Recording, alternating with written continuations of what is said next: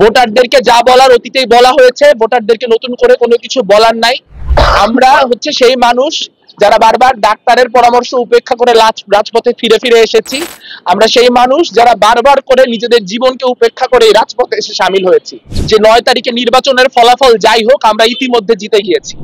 পেটের ব্যথা নিয়ে ভর্তি হওয়ার পরে জানা যায় যে আমার অ্যাকিউট অ্যাপেন্ডিসাইটিস আছে, এবং আমার যখন এই অ্যাপেন্ডিসাইটিসের, আপনারা জানেন যে অ্যাপেন্ডিসাইটিসের নানান রকম চিকিৎসা হয়, তার মধ্যে সাধারণত যেই পদ্ধতিতে চিকিৎসা করা হয় লেপারোস্কোপির মধ্য দিয়ে, সেই পদ্ধতিতে চিকিৎসা করলে সাধারণত একজন মানুষ 2 থেকে 3 দিনের মধ্যে নড়াচড়া করতে পারেন বা তিনি মুভ করতে পারেন। কিন্তু আমার দুর্ভাগ্য যে আমার ফুসফুস জনিত সমস্যার কারণে সেটি সম্ভব হয়নি, এবং আমার অ্যাকিউট অ্যাপেন্ডিসাইটিসের যে সার্জারি, সেই সার্জারি করতে গিয়ে আরো আবিষ্কৃত হয় যে আমার অন্ত্রে একটি বিশেষ ধরনের সিস্ট আছে। এটিকে যে মেডিকেল সায়েন্সের ভাষায় মেকেলস ডাইভার্টিকুলাম বলা হয়। সেই সিস্টটির উপর এক ধরনের সার্জারি করা হয় এবং আরো অনেকগুলি সিস্ট পাওয়া যায়, এবং একই সঙ্গে দেখা যায় যে আমার লিম্ফ নোড যেগুলি ছিল সেগুলি ফুলেছিল, যার ফলে আমাকে একটি বিস্তর সার্জারি করতে হয়। সাধারণত এই জাতীয় সার্জারির ক্ষেত্রে ইনফেকশনের সম্ভাবনা প্রথম 5 দিন থাকে। আপনারা হিসাব করলে বুঝতে পারবেন আজকে 5ম দিন, অর্থাৎ আমার যেই রিস্ক পিরিয়ড, সেই রিস্ক পিরিয়ড শেষ হয়নি। অন্তত প্রথম 10 থেকে 12 দিন এই ক্ষেত্রে সম্পূর্ণ বেড রেস্টে থাকা ডাক্তারদের নিয়ম। কিন্তু আমি একরকম ডাক্তারদের অমতেই আজকে শারীরিকভাবে কথা বলতে সক্ষম হওয়া এখানে চলে এসেছি। এটি অন্য কোনো বড় পরিবর্তন ঘটাবে কিনা তা আমরা জানি না, কিন্তু আমার আসার জায়গাটি খুব সিম্পল।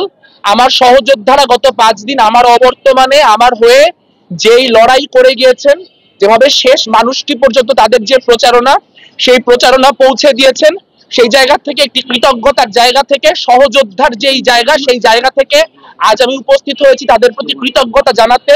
এবং আমার এই উপস্থিতি যদি আমার সহযোদ্ধাদের মনে এক ফোঁটাও লড়াইয়ের প্রেরণা যোগায়, তাহলে সেটি আমার জন্য একটা বিশাল প্রাপ্তি।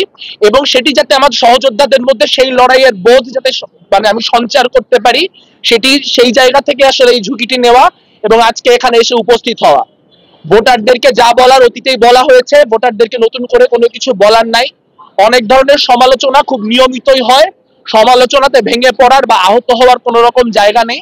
তবে যেই সমালোচনাটি খুবই হাস্যকর লাগলো সেটি হচ্ছে যে আসলে নির্বাচনী মাঠে এরকম একটি সময় আমি থাকছি না, কারণ হচ্ছে আমার আমি ইচ্ছাকৃতভাবে থাকছি না বা পরাজয় মেনে নিয়ে থাকছি না। আমরা হচ্ছে সেই মানুষ যারা বারবার ডাক্তারের পরামর্শ উপেক্ষা করে রাজপথে ফিরে ফিরে এসেছি। আমরা সেই মানুষ যারা বারবার করে নিজেদের জীবনকে উপেক্ষা করে রাজপথে এসে সামিল হয়েছি। রাজপথে আমাদের অক্সিজেন, কাজে রাজপথে আসলে আমাদের কোনো ক্ষতি হয় না, রাজপথে আসলে আমাদের উপকার হয়। আজ লড়াইয়ের শেষ দিন একরকম, 7 তারিখে প্রচারণার শেষ দিন। আমাদের যে সহযোদ্ধারা, প্রতিরোধ পর্ষদের যে সহযোদ্ধারা, তাদের প্রতি একটা কথাই বলতে চাই যে 9 তারিখে নির্বাচনের ফলাফল যাই হোক, আমরা ইতিমধ্যে জিতে গিয়েছি। আমরা জিতে গিয়েছি এই কারণে, কারণ বাংলাদেশে যখন আমরা দেখতে পাই যে একটার পর একটা মাজার ভাঙা হয়, যখন আমরা দেখতে পাই যে মৃত মানুষের লাশ কবর থেকে তুলে পুড়িয়ে দেওয়া হয়, যখন আমরা দেখতে পাই একটার পর একটা মব আক্রমণ হয়, যখন আমরা দেখতে পাই একটার পর একটা মোরাল পুলিশিং হয়, তখন আমাদের উপস্থিতির কারণে আজকে প্রতিক্রিয়াশীলতম গোষ্ঠীগুলিকেও বলতে হচ্ছে যে ঢাকা বিশ্ববিদ্যালয় ক্যাম্পাসে রাত 12টা পর্যন্ত মেয়েদের হল ওপেন রাখতে হবে। সব থেকে প্রতিক্রিয়াশীলতম গোষ্ঠীকে বলতে হচ্ছে ঢাকা বিশ্ববিদ্যালয়ে আর ধর্মকেন্দ্রিক যে বিভাজন, সেই বিভাজন চলবে না। কিন্তু আমি আমার জগন্নাথ হলের ভাইদের, আমার 5টা যে নারী হল, সে নারী হলের বোনদের মনে করিয়ে দিতে চাই, আপনারাও মনে রাখুন 3টা মাস আগেও কারা বিশ্ববিদ্যালয়ের যে সংসদ, শিক্ষার্থী সংসদ রয়েছে, সেই শিক্ষার্থী সংসদে বসে নারীদের মোরাল পুলিশিং করত। আপনারা মনে রাখুন কারা এখানে অ্যাডভোকেট আলিফের মৃত্যুর পর জগন্নাথ হলের পাশ দিয়ে যাইতে যাইতে এই স্লোগান দিয়ে গেছে, দিল্লি যাদের মামা বাড়ি, বাংলা ছাড়ো তাড়াতাড়ি। আপনারা সেই দুঃখ, সেই গ্লানি, সেই যন্ত্রণাকে মনে রাখুন। আমরা আহ্বান জানাতে চাই আমাদের অনাবাসিক ভাই বন্ধুদের প্রতি, আপনারা যাকে খুশি তাকে ভোট দিন, কিন্তু 9 তারিখ প্লিজ প্লিজ ভোট দিতে আসুন। আপনারা ভোট দিতে আসলে গোটা ইকুয়েশন বদলায় যাবে। এখানে যত সমীকরণ হচ্ছে, এই সমীকরণগুলা কিচ্ছু দাঁড়াবে না। এখানে স্বাধীনতা বিরোধীরা একটা পোস্টেও জিতে আসতে পারবে না। আপনারা শুধু আপনাদের প্রেজেন্স এনশিওর করুন, আপনাদের শেষ ভোটটা দিয়ে যান। আর ভোটারদের প্রতি একটাই আহ্বান জানাবো, যারা আমাকে ভোট দিবেন না তারা তো আমাকে ভোট দিবেন না, তাদেরকে নতুন করে বলার কিছু নাই।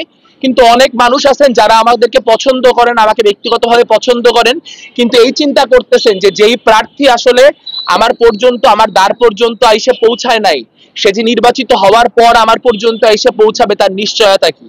আমি শুধু এটুকু বলতে পারি, আমার শেষ 5 দিন আমি প্রস্তুতি নিচ্ছিলামই, যাতে করে আমি শেষ মানুষটা পর্যন্ত পৌঁছাইতে পারি, শেষ যে শিক্ষার্থীটা সেই শিক্ষার্থীটা পর্যন্ত আমার যে রিচ সেই রিচটা করতে পারি।